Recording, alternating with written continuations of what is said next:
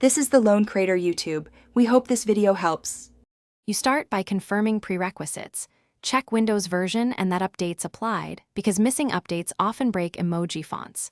Once done, open the emoji picker with WinPlus or WinPlus to test immediate support. This verifies input rather than display. Make sure Seego UI emoji is installed and not corrupted, since Windows uses it for color emoji rendering. If that font is absent or replaced, emoji will show as boxes. Proceed to the next step to repair or reinstall fonts. Now you repair system and font issues. Open an elevated command prompt and run sfc/scano, then dism/online/cleanupimage/ restore health to fix corrupted system files that affect emoji rendering.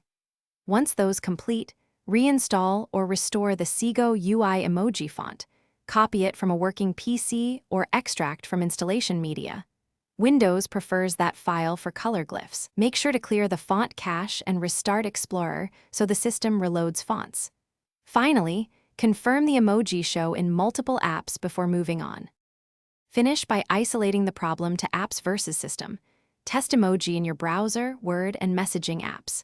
If only one app fails, update or reinstall that app because many use their own rendering.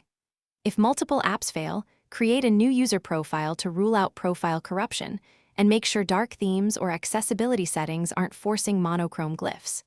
If problems persist, perform a Windows repair install. And if nothing works, one key troubleshooting tip. Restore a known good Seego UI emoji font from a backup or another machine. Thanks for watching. Consider subscribing if we helped you.